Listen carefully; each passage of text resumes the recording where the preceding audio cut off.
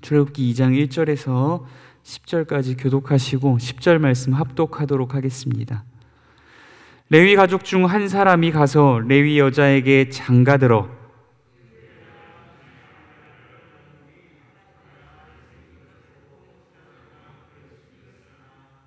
더 숨길 수 없게 되매 그를 위하여 갈대 상자를 가져다가 역청과 나무진을 칠하고 아기를 거기 담아 나일 강가 갈대 사이에 두고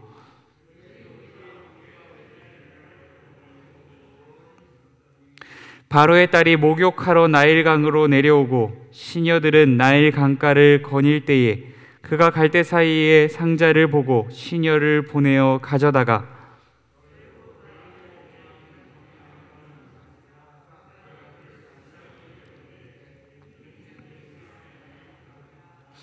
그의 누이가 바로의 딸에게 이르되 내가 가서 당신을 위하여 히브리 여인 중에서 유모를 불러다가 이 아이에게 젖을 먹이게 하리이까?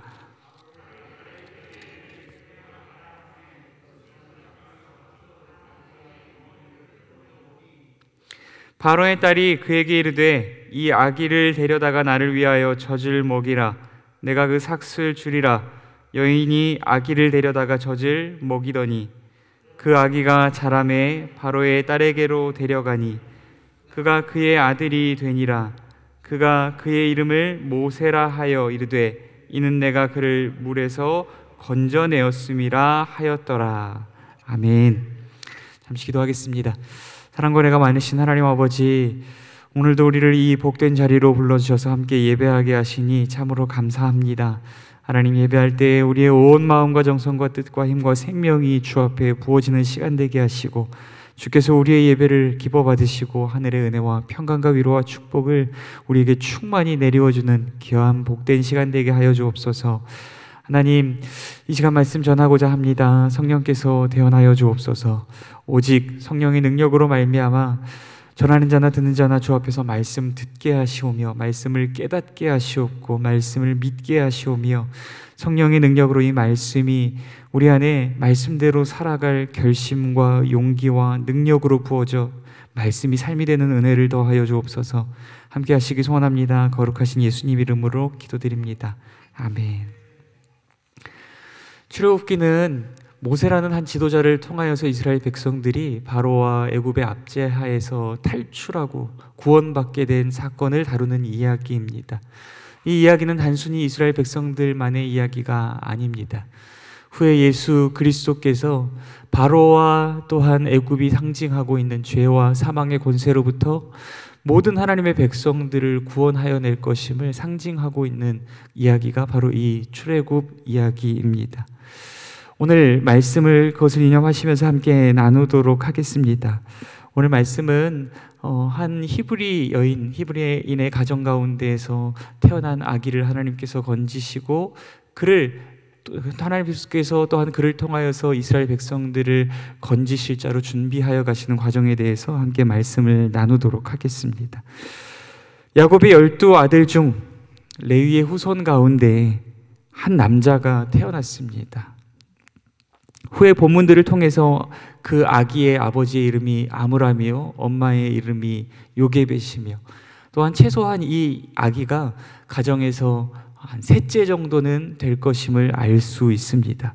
그러나 출애굽기의 저자인 모세는 마치 이 모든 이야기의 초점이 태어난 아기에게만 맞춰지기를 바라듯이 부모와 형제들의 이름을 모두 생략해 버렸습니다.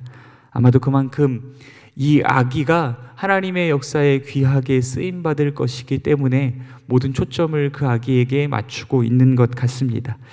그럼에도 불구하고 이제 막 태어난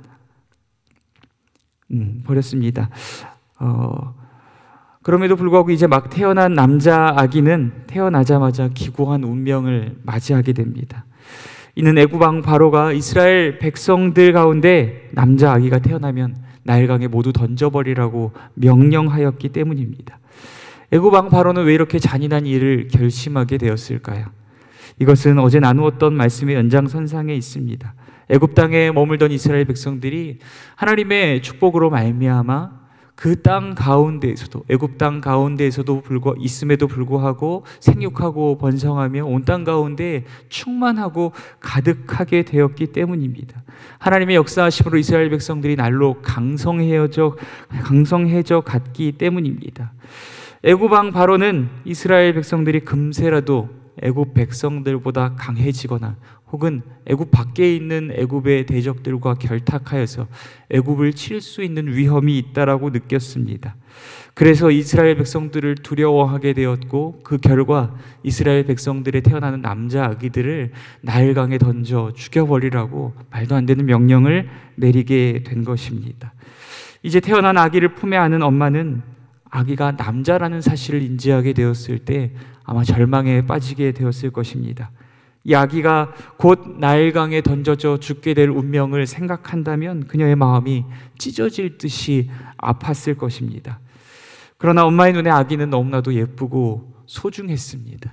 이 본문에서는 아기가 잘생겼다라고 이렇게 토브라는 단어를 사용하고 있습니다. 하나님께서 인류를 지으시고 세상을 지으시고 모든 세상을 보시면서 보시기에 좋았더라라고 말씀하셨던 것처럼 태어난 아기가 그렇게 엄마의 눈에는 좋게 선하게 보여졌던 것 같습니다. 얼마나 예쁘고 소중했을까요?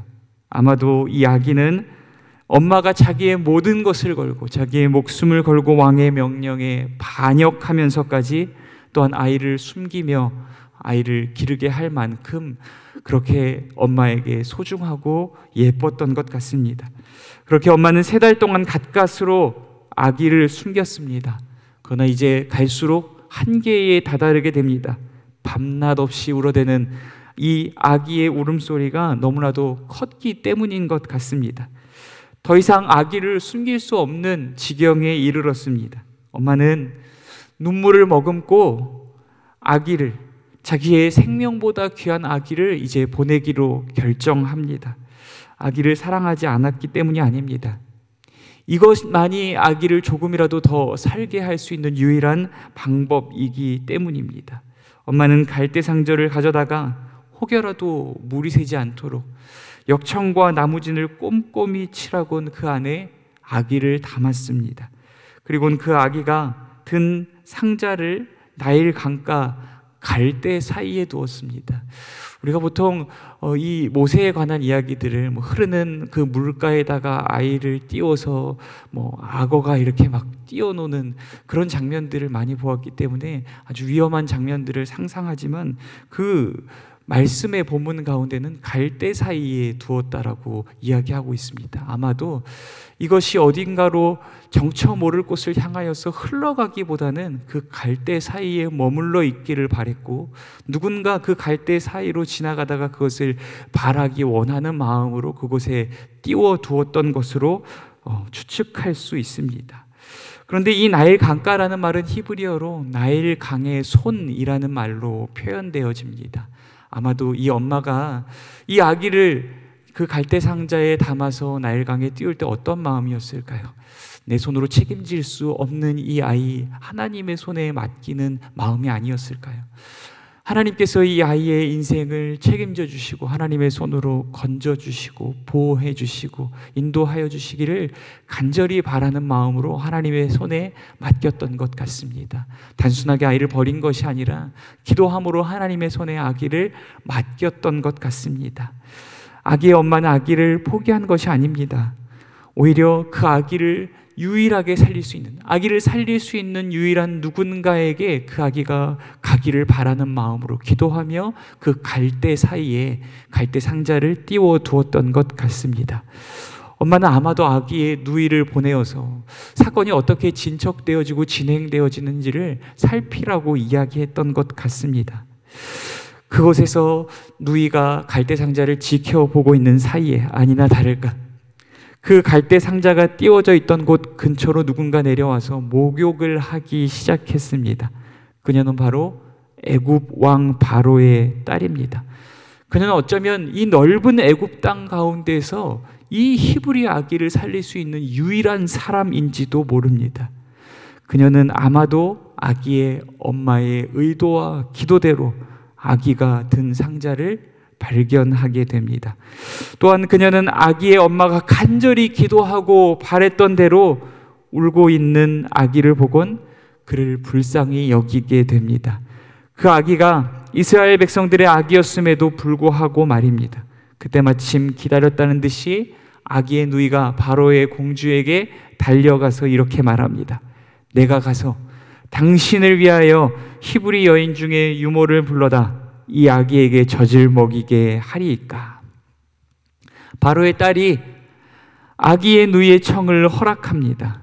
아기의 누이는 곧장 가서 그 아기의 엄마를 불러오고 바로의 딸은 그녀에게 이렇게 말합니다. 이 아기를 데려다가 나를 위하여 젖을 먹이라. 내가 삭슬 주리라. 바로의 딸이 과연 이 모든 일이 아기의 누이와 엄마의 작전임을 몰랐을까요? 짜맞춘 듯이 흘러가는 모든 정황들을 볼 때 바로의 딸은 이 아기가 자신의 눈앞에 있는 이 히브리인들의 아기임을 모를 수 없었을 것입니다. 그럼에도 불구하고 그녀가 이 모든 것을 허락한 이유가 무엇일까요? 첫째는 아마도 이 바로의 딸에게 자기의 뒤를 이을 아기가 없었기 때문일 것입니다. 그리고 또한 둘째로는 하나님께서 이 바로의 딸에게 죽임당할 히브리 아기를 향한 그 불쌍히 여기는 마음, 긍휼히 여기는 마음을 주셨기 때문일 것입니다. 그래서 바로의 딸은 모른 척 아기의 누이와 엄마에게 이 아기를 맡겼고 아기를 곧 자신의 아들로 삼게 된 것입니다. 바로의 딸은 이제 아기의 이름을 모세라고 부릅니다. 모세라는 말은 애굽말로는 태어나다, 낳다, 아들 이런 의미를 지니고 있습니다. 그리고 히브리어로는 야샤, 이 야샤라고 하는 단어로부터 파생된 단어인데 구원하다, 건져내다 라는 의미를 지니고 있습니다. 이 아기는 태어나자마자 죽임당할 수밖에 없는 기구한 운명에서 하나님의 손에 의해 구원받았고 바로의 딸의 손에 의해 건짐을 받은 것입니다. 하나님은 이스라엘 백성인 엄마의 기도를 듣고 응답하셨으며 이 아기를 통해 위대한 일들을 행하시고자 그 아기를 죽음 가운데에서 구원해 내신 것입니다. 이 아기가 담겼던 갈대 상자를 히브리어로 테바라고 합니다. 이 테바라고 하는 단어가 구약 성경에서 한 번 더 사용되어지는 곳이 있습니다. 어디냐면 바로 창세기 6장부터 시작되어지는 노아 스토리입니다. 바로 이 테바라는 단어는 방주라는 의미를 지니고 있습니다. 노아와 아기의 엄마는 동일하게 테바를 만들고 그 테바에 역청과 나무진을 발랐습니다. 그리고 그 테바에는 던져져 죽임당할 수밖에 없었던 심판의 바다와 죽음의 강물에 그 위에 띄워졌습니다.